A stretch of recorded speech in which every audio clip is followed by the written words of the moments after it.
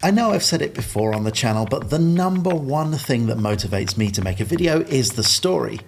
Sometimes finding a story within a subject area can be really tough, and other times it just sort of jumps up and hits you in the face. This video is very much the latter.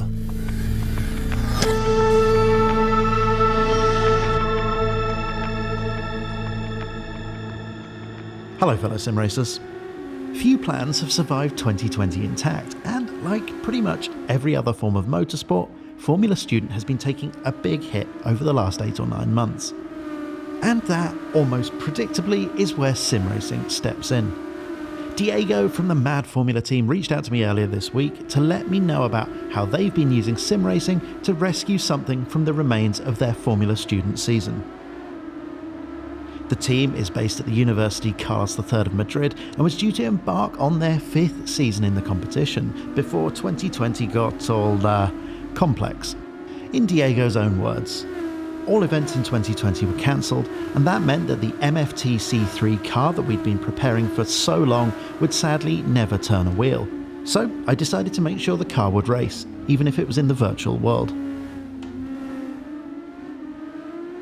Now, to me, this is rather beautiful. So far this year, we've seen virtual events step in and take the place of real-world events, and of course we've seen an influx of real-world drivers into the simulated world as well.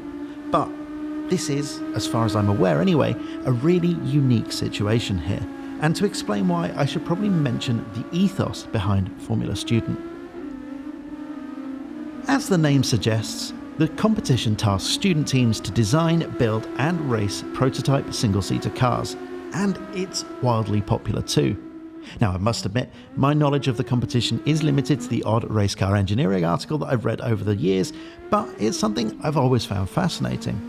And the core of that is the focus on the students designing and building the car. And that's what makes this story so interesting. The people that built the real car have also built the sim racing version, something that is, I think, a first. Now, of course, we've seen manufacturers commission the creation of sim cars, but this is in-house expertise, working on both sides of that ever-blurring line. This is driven by an Adrian Newey type, not a Don Draper.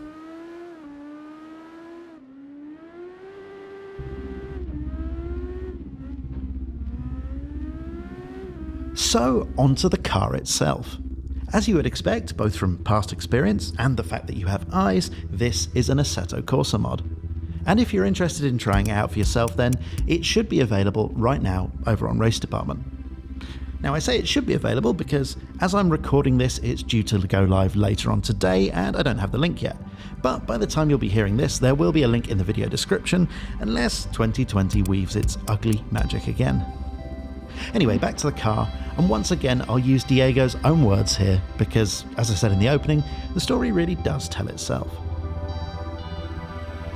I started developing the car and the physics back in April, and after many months of hard work, the car's ready to be launched to the world.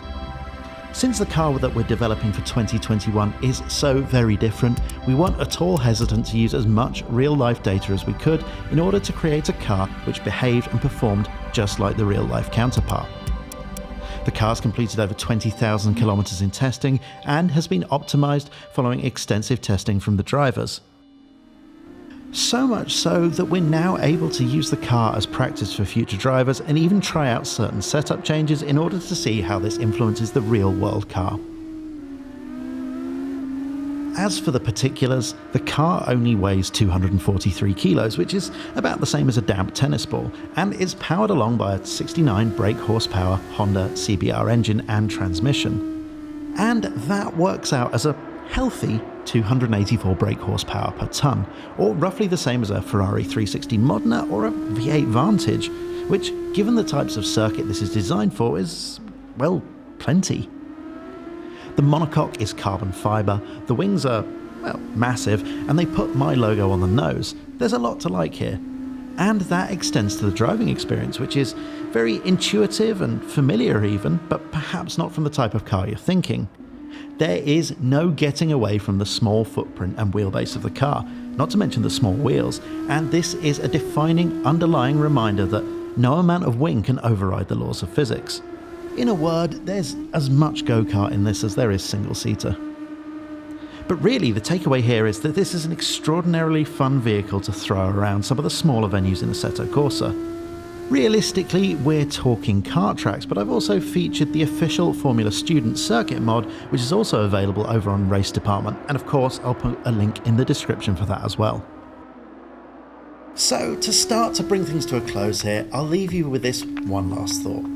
As we've seen the worlds of motorsport and sim racing converge ever more rapidly this year, a lot of the focus has been on the word racing, and rightly so, but what's so interesting about this particular project, for me at least, is the focus on the word sim. And that's something I hope to see more of going forwards as simulation of real-world physics just gets better and better.